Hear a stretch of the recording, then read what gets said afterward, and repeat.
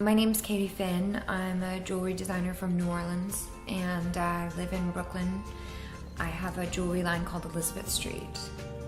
I knew I wanted to be a jeweler when I was in college. I went to Savannah College of Art and Design and I started out studying fashion, but I learned pretty quickly that I really hated assembling garments.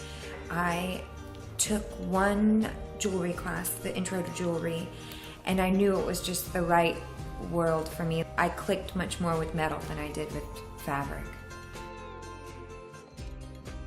It was a very rapid transition into developing a fine jewelry line. I started integrating unique stones, slices, precious stones, but maintaining simple processes and using really rugged techniques to get the look across that I wanted, which was refined and rugged, but high-end. And something that you could wear every day, but something that you can pass on to your kids.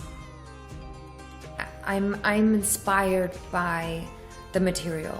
If I'm using metal, I like to hammer it, file it, make it rugged, not make it too perfect. And if I'm using a stone that's a really unique shape or cut, then I'll stick with that and base the piece around that stone or that shape.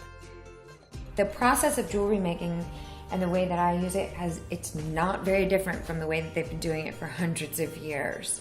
But everything I do is essentially handmade, and every material that I use is ethically sourced.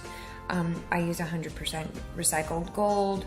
All of my stones are conflict-free, and that's important to me.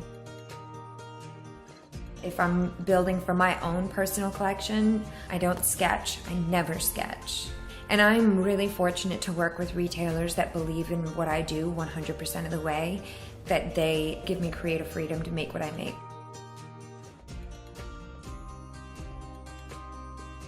I think the most important thing is that I keep changing the work and updating it constantly and not getting stuck in like one specific niche look, because you've really just got to keep constantly changing and evolving.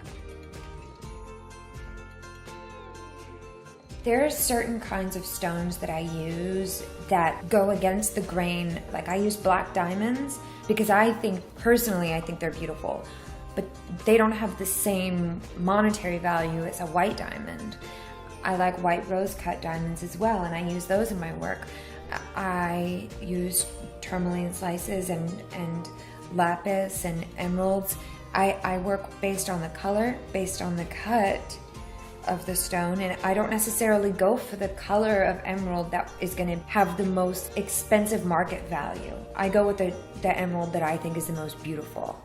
But it's important to me that I use materials that last, so that down the line somebody can have something that I made, and that the work that I make will be a part of somebody's family or somebody's life for generations to come.